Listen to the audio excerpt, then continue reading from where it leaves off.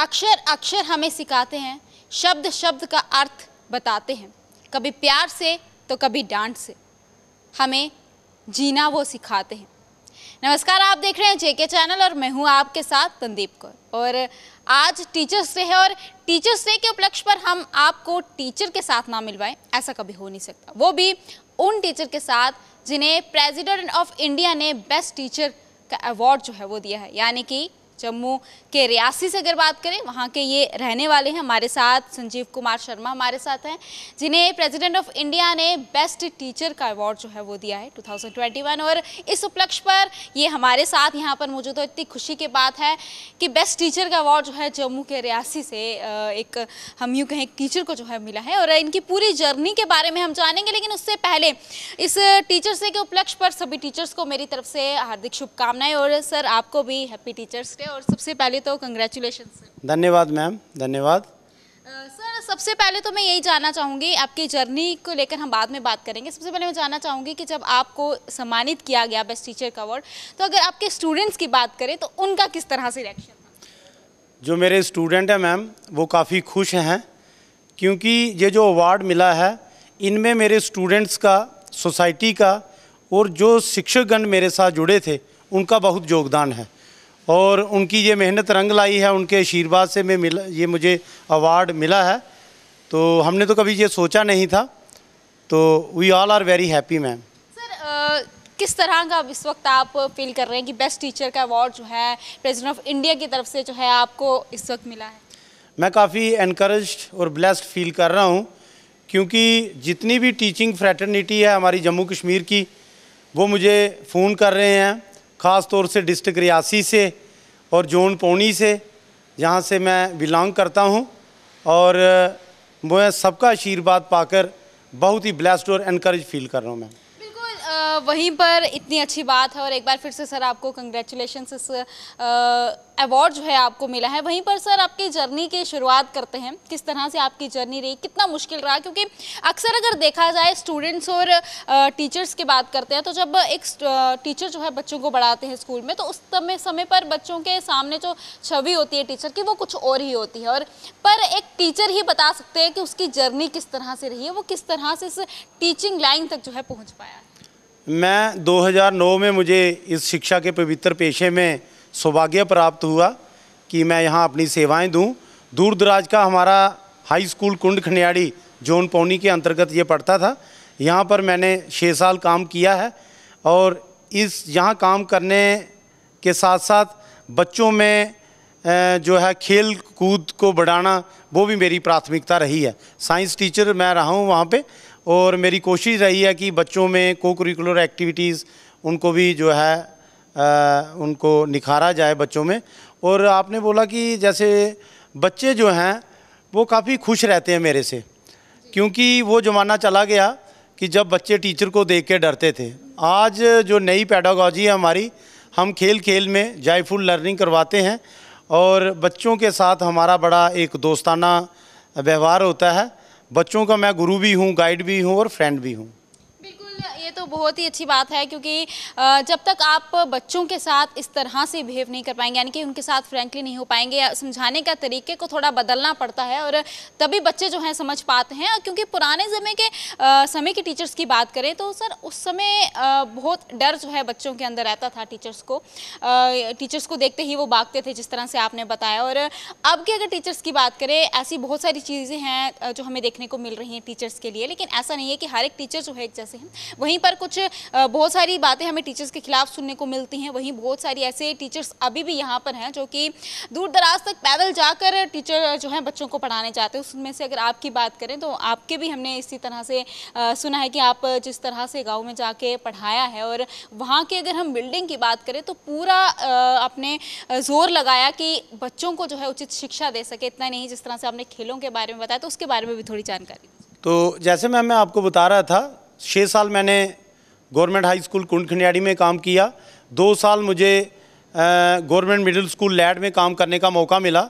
यहाँ पर मैंने आर्ट इंटीग्रेटेड लर्निंग पेडागॉजीज जो थी वो एक्सप्लोर की बच्चों में और टीचर्स के बीच में, क्योंकि जो हमारे इन सर्विस टीचर्स की ट्रेनिंग्स हुआ करती थी, मैं उनको ट्रेनिंग्स भी दिया करता था और आज मैं बड़ी फ़ख्र के साथ कहता हूं कि हमारा जोन पौनी में आर्ट इंटीग्रेटेड लर्निंग की एक बहुत बड़ी हब है। हमारी मॉर्निंग असेंबली जो गवर्नमेंट स्कूल की है वो ही बहुत कलरफुल होती है। बहुत सारे लोग उस मॉर्निंग असेंबली को देखते हैं सुबह आकर और अपने बच्चों को वो दाखिल करवा रहे हैं हमारे गवर्नमेंट स्कूलों में। और उसके बाद फिर गर्ल्स हाई स्कूल पौनी में मुझे 2 साल काम करने का मौका मिला। यहाँ पर वहाँ 300 छात्राएँ जो वहाँ पर थी, और मैं आपको बता दूँ बच्चियाँ पढ़ने में बहुत अव्वल हैं, मगर मैंने देखा कि बच्चियों को को करिकुलर एक्टिविटीज़ के माध्यम से खेलों में भी आगे आना चाहिए। मैं एक स्टेट का खिलाड़ी रहा हूँ, नेशनल लेवल के कम से कम मैंने 7-8 कंपटीशन जो हैं उनसे ज़्यादा ही as a player, as a manager, as a coach वो मुझे राष्ट्रीय स्तर पर जाने का मौका मिला। तो मेरी कोशिश थी कि क्यों ना ये तजर्बा मैं अपने बच्चों के साथ, अपनी बच्चियों के साथ इम्प्लीमेंट करूं, उनको फ़ायदा दूं। इसके साथ साथ मैंने एक नारा था हमारा, बेटी बचाओ बेटी पढ़ाओ। तो हमने बोला बेटी को खिलाड़ी बनाओ। वो जो बेटी को खिलाड़ी बनाओ का नारा था जो स्टार्टिंग से ही था, मगर 2018 में जब डिस्ट्रिक्ट रियासी में ये हमारा खेलो इंडिया ने का आगाज़ हुआ तो तब पौनी में हमारे एक तहसीलदार साहब थे राजेश बड़ू जी, उनका बहुत प्रोत्साहन मुझे मिला। और हमारे जो डिप्टी कमिश्नर रियासी थे प्रसन्ना रामा स्वामी जी, उनके जो हमने स्टीवर्डशिप में काम करने का मौका मिला। तो मोहर है, अरनास है, दरमाड़ी है, ये हमारे रनसू है, शिवखोड़ी है, मतलब हमारे जोन पौनी और डिस्ट्रिक्ट रियासी के जितने भी दूर दराज के इलाके थे, हमने वहाँ हमारी प्राथमिकता रही है कि बच्चियों को खेलों में लाया जाए। तो मैंने बड़े आज फ़ख्र के साथ ये कहता हूँ कि जोन पौनी में हमारे पास ऐसी बच्चियाँ हैं जो रेसलिंग में अव्वल नंबर पे हैं, और उन बच्चियों ने रेसलिंग के जो स्टेट और नेशनल लेवल के कंपटीशन हैं उनमें वो शिरकत कर चुकी हैं। क्योंकि जितने भी गवर्नमेंट के दंगल करवाए जाते हैं, चाहे वो कटरा में बहुत बड़ा mega wrestling event during Navratra जो अंतर्राष्ट्रीय लेवल का एक इवेंट होता है हमारा, और जहां हमारे भूमाग केसरी जो दंगल हैं, शिवकोड़ी केसरी दंगल हैं, आज अगर लड़कियों की कुश्ती वहां नहीं हो तो लोगों को जो है वो मज़ा ही नहीं आता। तो इसीलिए कि हमारी पूरे प्रयास रहे हैं कि बेटी को खिलाड़ी बनाया है, और आगे भी हम रहेंगे कि बेटियों को जो है वो आगे लाया जाए।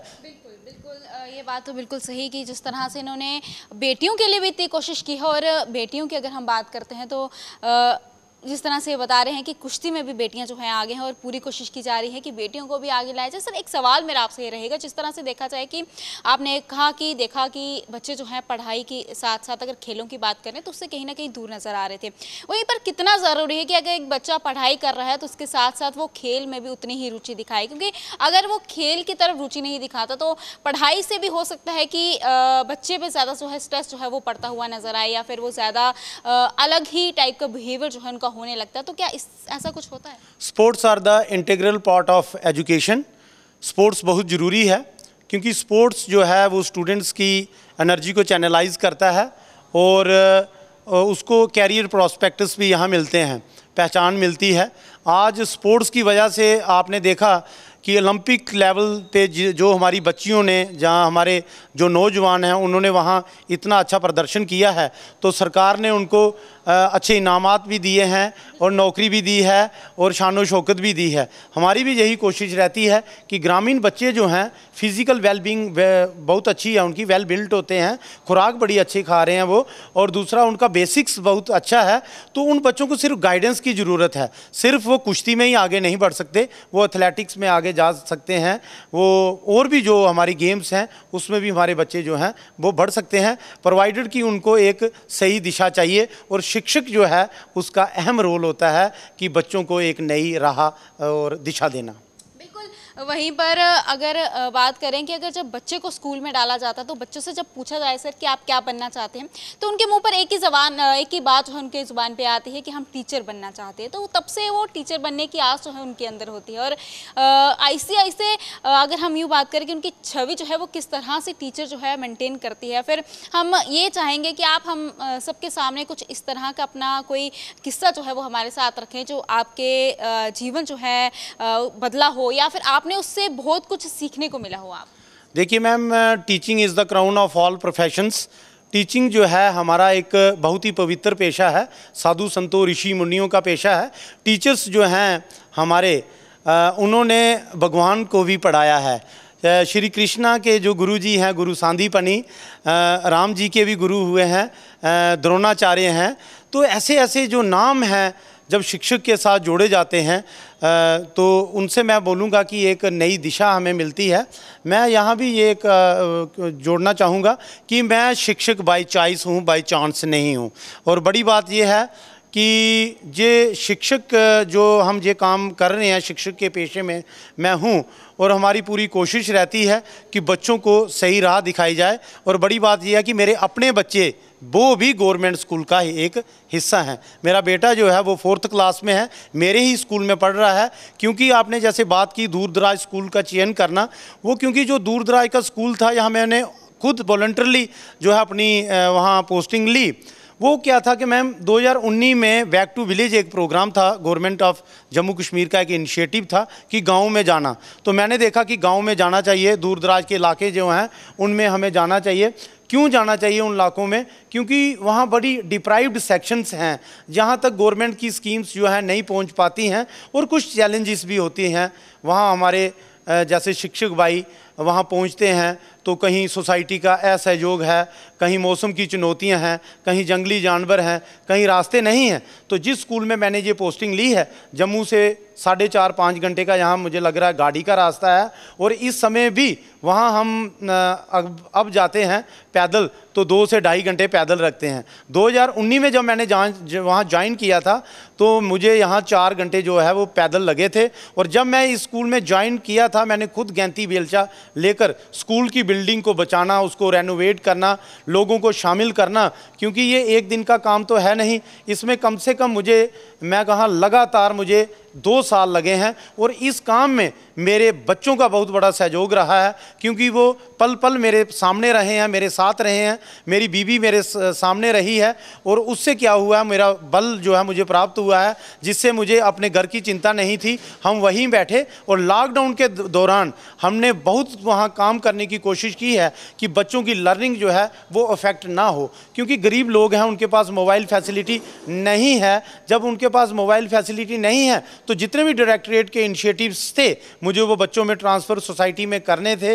वो जैसे मेरे पास इनिशिएटिव्स आते थे, मैं बच्चों के घरों में जाकर जो है वो उनको स्टडी मटेरियल प्रोवाइड करना, जो हमारा वहाँ बच्चों के लिए फ्री राशन सप्लाई है, जब बच्चों को रेडियो क्लासेस से जोड़ना। बड़ी बात तो यह है कि गवर्नमेंट ऑफ हमारा ये directorate of school education Jammu का एक बहुत बड़ा इनिशिएटिव था फिट इंडिया। तो फिट इंडिया आज हमारा पूरे भारत में, उसमें हमारा डायरेक्टरेट ऑफ जम्मू जो है वो नंबर 1 है। वो शायद तभी है कि हमारे पहाड़ों में भी फिट इंडिया का परचम जो है वो वहाँ फहराया गया है, और शिक्षकों ने काफ़ी मेहनत की है। मैं जहाँ जिस इलाके में काम करता हूँ, सोसाइटी मुझे बहुत सहयोग देती है। मेरे टीचर भाई जो वहाँ पर हैं वो मुझे बहुत सहयोग देते हैं। और मेरा जो विभाग है, शिक्षा विभाग पौनी, CO रियासी, ख़ासतौर से डायरेक्टरेट ऑफिस जम्मू, क्योंकि मैं उनके संपर्क में रहता हूँ और काफ़ी उनका सहयोग रहता है। मैं अगर कोई मुझे मुश्किल आए तो मैं उनसे शेयर करता हूं। और जब मैं बोलूं कि हमारे ऑफिसर्स का आशीर्वाद हम शिक्षकों पे हो तो कोई भी टेक्निकल प्रॉब्लम हमें फील्ड पे नहीं आ सकती। तो यही वजह है मैम, आज मेरे स्कूल की संख्या जो है वो 13 से 70 हुई है, और स्कूल की फेस लिफ्टिंग जो है वो लोगों ने अंडर आत्मनिर्भर भारत जो है वो की है, और एक अच्छा स्कूल जो है गाँव में, पहाड़ियों में बनाने की कोशिश की है। यहाँ पर एक किंडरगार्टन भी है छोटे बच्चों का, और हमारे बच्चे जो हैं छोटे छोटे 3 से 5 साल के बच्चे, वो भी हमारा रेगुलर जो है वो पढ़ाई का एक हिस्सा है। यहाँ पर सर ये बिल्कुल साबित होता है कि चाहे प्राइवेट स्कूल हो या गवर्नमेंट स्कूल हो, पढ़ाई जो है एक जैसी है। ये भी आपसे सवाल जो है पूछना चाहूँगी, क्योंकि जिस तरह से आपने बताया कि आपका बेटा जो है वो खुद आपके ही स्कूल में पढ़ रहा है, और इसी बीच अभी भी बहुत सारे पेरेंट्स ऐसे हैं जो सोचते हैं कि गवर्नमेंट स्कूल के बजाय बच्चों को अच्छे स्कूल में भेजें तो वो ज़्यादा अच्छा पढ़ पाएंगे। लेकिन अगर हम टीचर्स की बात करते हैं, टीचर्स तो दोनों जगह पर एक ही होते हैं, तो फिर ये डिफरेंस कैसे आ सकता है कि गवर्नमेंट स्कूल में इतनी अच्छी पढ़ाई नहीं होगी जो प्राइवेट स्कूल में होगी? देखिए मैम, मैं एक गवर्नमेंट स्कूल का शिक्षक हूँ, सिपाही हूँ, सोल्जर हूँ। मैं तो यही कहूँगा कि government schools are the best schools in the world. मगर जो प्राइवेट स्कूल हैं वो भी हमारे भाई बंधु हैं। जो लोग पैसा जो है नहीं अरेंज कर सकते, बच्चों का पढ़ाई का खर्चा नहीं उठा सकते, मैं तो उनसे भाई डायरेक्ट यही कहूँगा कि गवर्नमेंट स्कूल्स की इतना अच्छा स्टाफ है, वेल क्वालिफाइड स्टाफ है, वहाँ पर स्कॉलरशिप स्कीम्स हैं, फ्री यूनिफॉर्म्स है, मिड डे सप्लाई है, और बच्चों का मेडिकल चेकअप की भी फैसिलिटी है, और नंबर ऑफ़ जो मैं ये बोलूँगा कि फैसिलिटीज़ हैं गवर्नमेंट स्कूल। तो गवर्नमेंट स्कूलों का हमें चयन करना चाहिए। वो इसलिए करना चाहिए क्योंकि गवर्नमेंट जो है, भारत सरकार जो है हमारी, इतना शिक्षा के क्षेत्र में जो है वो इन्वेस्ट कर रही है, तो वो बच्चों तक पहुंचना चाहिए। वो बच्चों तक तभी पहुंचेगा जब हम सब मिलकर एक साथ होकर काम करेंगे। तो मैं तो ये सबसे निवेदन करना चाहूँगा कि गवर्नमेंट स्कूल से हमें अपने बच्चों को डालना चाहिए, ख़ास तौर से मेरे जो शिक्षक भाई हैं, क्योंकि जब हम ही अपना बच्चा गवर्नमेंट स्कूल में डालेंगे तो समाज का एक विश्वास हम पे कायम होगा। और समाज में मैं देखा मैम, समाज में मुझे लगता है कि कभी अभी मोटिवेशन नहीं है, एक अवेयरनेस की ज़रूरत है। समाज बहुत समझदार समाज है, जो समझ आता है, और शिक्षक से बढ़िया कौन समझा सकता है। जब शिक्षक समाज को समझाता है और वो उनकी बात ज़रूर सुनते हैं, क्योंकि शिक्षक ही समाज का लीडर होता है। जो शिक्षक करते हैं वही समाज करने की कोशिश करते हैं।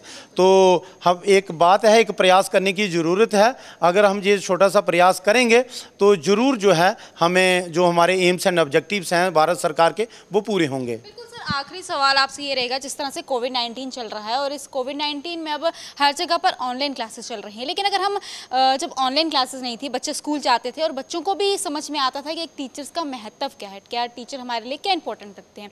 वहीं पर अब जो नए बच्चे आए हैं और इस ऑनलाइन क्लासेस में किस तरह से उन्हें ये चीज़ जो है समझ आ सकती है? देखिए मैम, ऑनलाइन क्लासेस जो हैं ये एक बहुत ही अच्छा माध्यम है। ख़ास तौर से directorate of school education Jammu का एक बहुत बड़ा इनिशिएटिव रहा है ऑनलाइन क्लासेस जो हैं, होम क्लासेस ये करवाना, उसके साथ साथ रेडियो क्लासेस।